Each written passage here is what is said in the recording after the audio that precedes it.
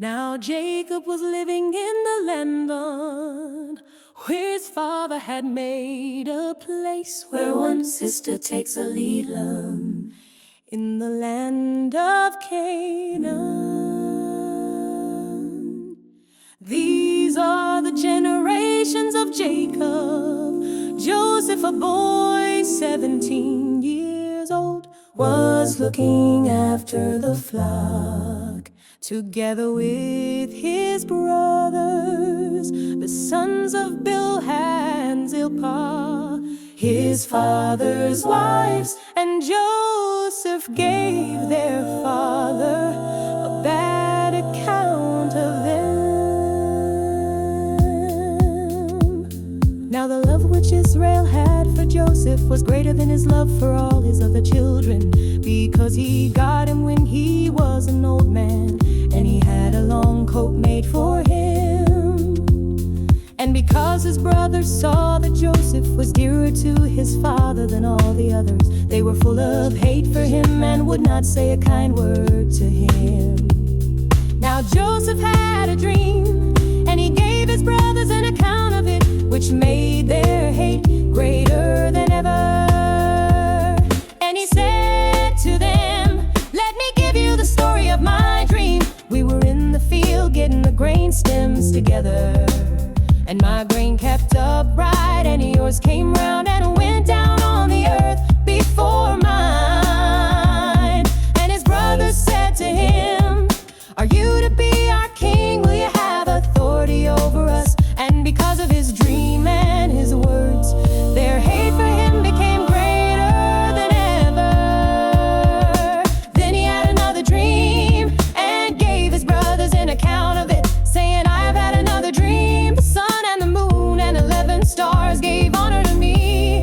And he gave word of it to his father and his brothers. But his father, protesting, said, "What sort of a dream is this? Am I and your mother and your brothers to go down on our faces to the earth before you?" And his brothers were full of envy, but his father kept his words in mind. Now his brothers went to keep watch over their father's flock in Shechem. And Israel said to Joseph, "Are not your brothers with the flock in Shechem? Come, I will send you to them." And he said to him, "Here am I." And he said to him, "Go now and see if your brothers are well and how the flock is then. Come back and give me word." So we sent him out of the valley of Hebron, and he came to Shechem. And a man saw him wandering in the country and said to him, "What are you looking for?" And he said, "I am looking for my brothers. Please give me word of where they're keeping their flock." And the man said, "They have gone away from here, for they said in my hearing, 'Let us go to Dothan.'" So Joseph went after them and came up with them at Dothan. But they saw him when he was a long way off, and before he came near them, they made a secret design against to put him to death, saying to one another, "See, here comes this dreamer. Let us now put him to death and put his body into one of these holes.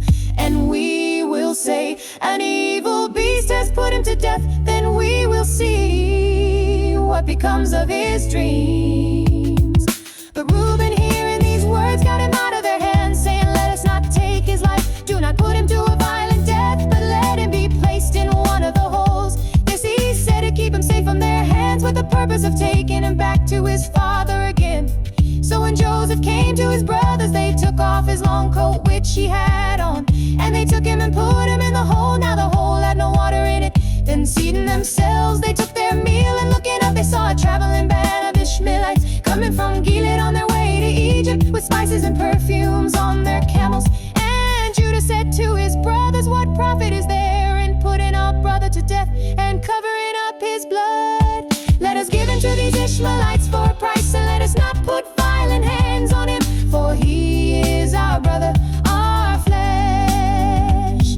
And his brothers gave ear to him, and some traders from Midian went by. So pulling Joseph up out of the hole, they gave him to the Ishmaelites for 20 bits of silver, and they took him to Egypt. Now when Reuben came back to the hole, Joseph Joseph was not there, and giving signs of grief, he went back to his brothers and said, "The child is gone, what am I to do?"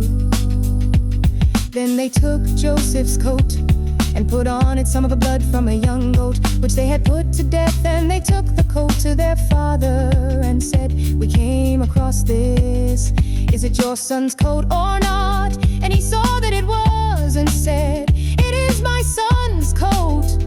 An evil beast has put him to death. Without doubt Joseph has come to a cruel end." Then Jacob, giving signs of grief, put on haircloth and went on weeping for his son day after day.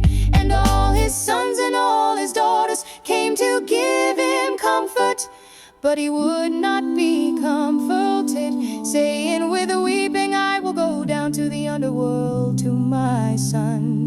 So great was his father's sorrow for him. And in Egypt the men of Midian gave him for a price to Potiphar, a captain of high position in Pharaoh.